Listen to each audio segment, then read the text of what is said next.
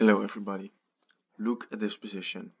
You see the queen very close to your king, but it's actually very good for white. Try finding the move. I'll give you a few seconds. So pause the video because I'm gonna say the move right now. The move is knight to h3, trapping the queen.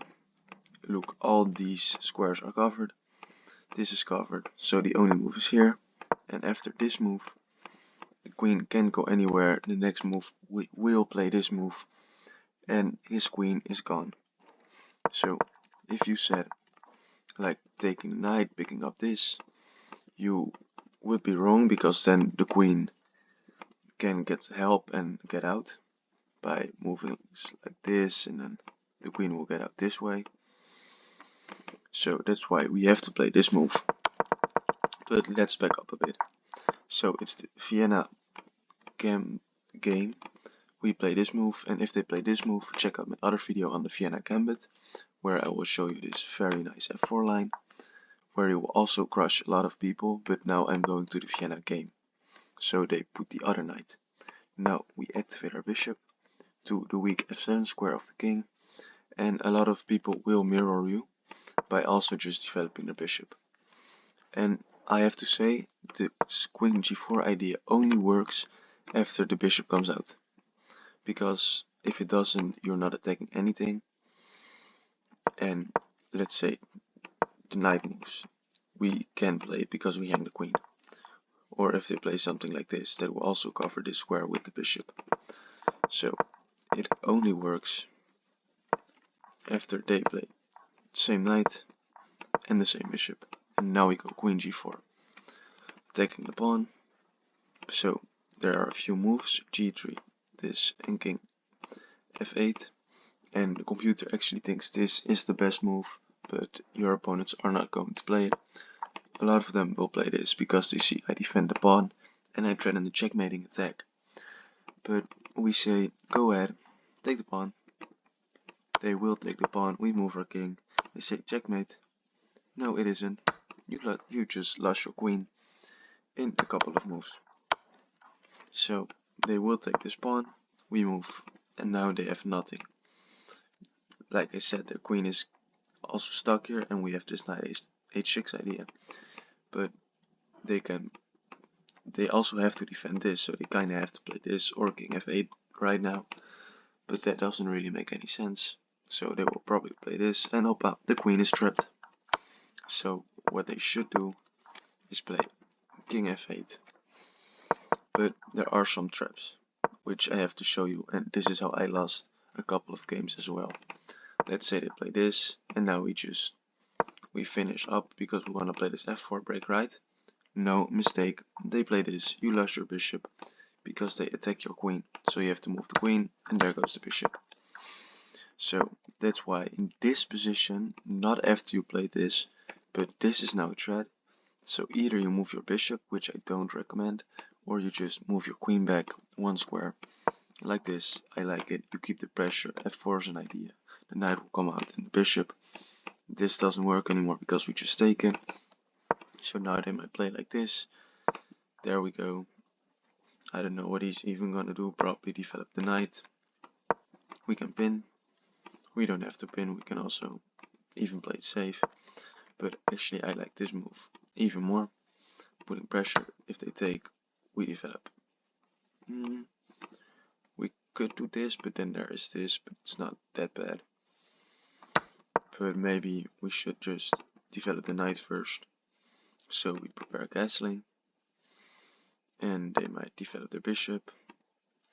We can castle short side, but we can also go for the long way.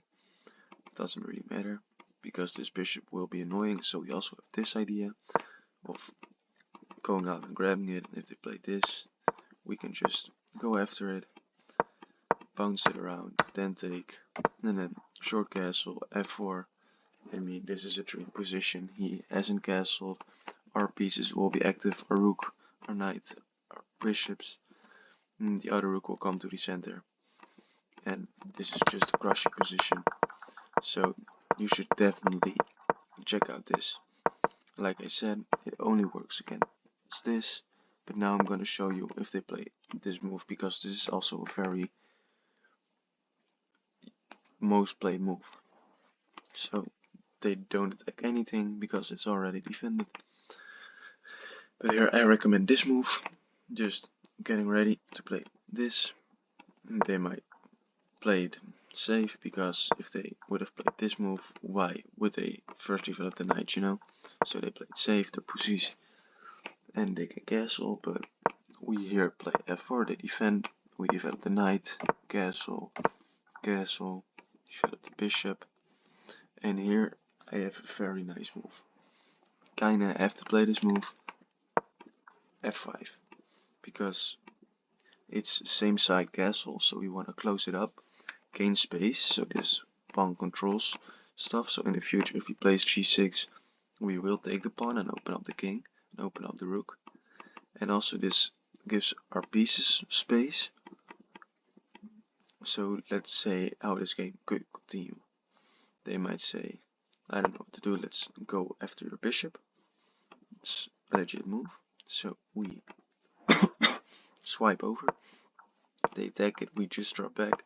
They can go after it once again, but we just play this move.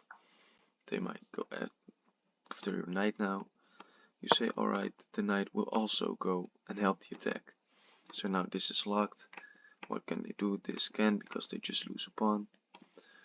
So let's say they just play rook e1 and want to get the bishop out. We play first the bishop, because otherwise there's a discovered attack like this.